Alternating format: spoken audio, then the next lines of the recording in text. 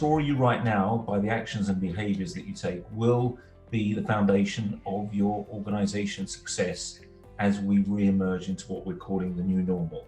I think what we need to think about is how will we now make sure that whatever story we choose to write, whatever behaviors we choose to create, we've got a way of doing it in a method which becomes powerful for our business. And I have two current catchphrases.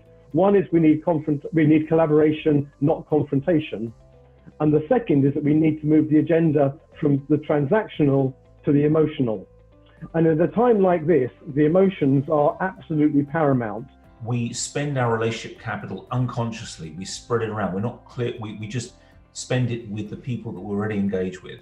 This, we think, is a moment to be much more conscious in considering where are we going to invest this limited relationship capital now, and in particular, as we emerge into what we're calling the new normal.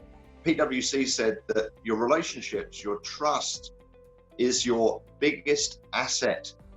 It's just your least visible and least managed. And one of the things I'd like you to start considering is, how could I start to assess my relationships capital?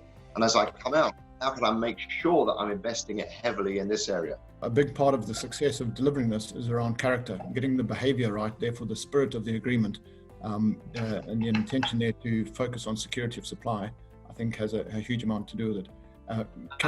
Capability is significant as well. The first one is, I'm going to suggest to you, if you analyze your new wins, you're probably almost certainly making a loss if you're just chasing new win business without relationships. Secondly, if you have stronger relationships, your pipeline conversion rate will improve through each level. Thirdly, we're going to look at, once you've won it, how does improved relationship translate into improving your margin in delivery? And fourthly, we're going to say, if you know, some people know how to make good relationships in your business, how well are you translating that into being business as usual? And we call that move the middle 60. If you think about when you're initially forming and building a relationship, it's really about the type and frequency of communication. And that's something that you can measure.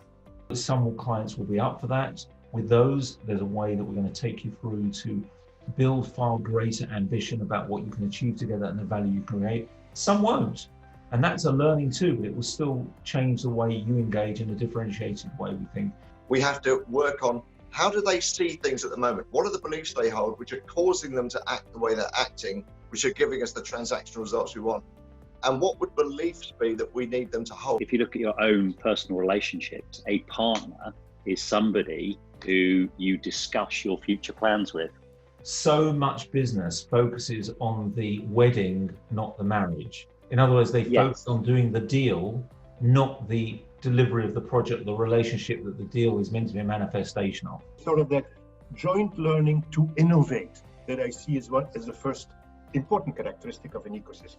Secondly, it's for me also an opportunity to scale up. What I have seen from organizations that have performed well in this time, I think trust, we'll go back to trust, it's key, but also transparency. Being transparent with your people as a leader is really important. They're not doing well. They can imagine you're not doing well. And if a leader pretends that everything is fine, it's just wrong. Key to making these things work is absolutely making sure that you've got shared values. If you don't have shared values, it will not work. And I think that is the essence of what Arnoud and Vera are talking about in terms of trust. We've lied to ourselves. We've fooled ourselves by sort of having a sense of certainty about the future to create those analyses. And Taleb talks about this, fat tails and so on and so forth. Actually, the future is very much more uncertain than we really think it is. And that's what code has demonstrated in spades. 90% of a project's cost is committed in the first 10% of a program. And so if it's not set up properly and we don't get the right levels of team building and relationship building, then the project inevitably falls into trouble along the way. What we need has changed. And traditionally the supply chain were more distant from what was needed. And I think they need to get closer, and you need a closer relationship. anything we do that reduces trust increases cost and reduces speed.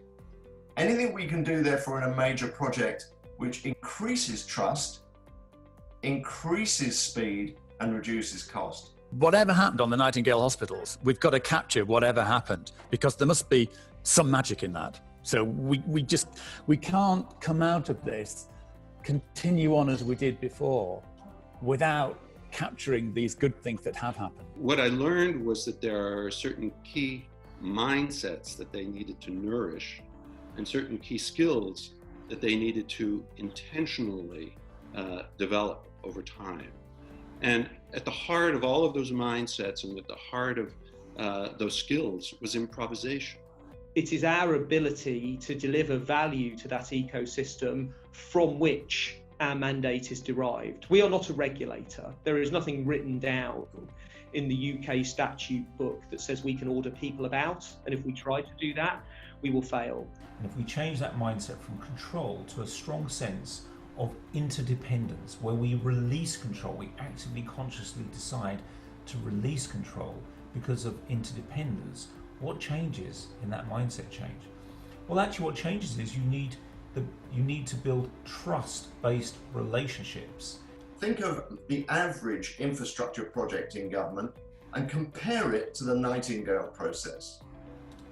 When you have people who have a shared ambition which is clearly defined and understood and bought into, when you enable them to work together, you can achieve far better results, far more quickly and at lower cost.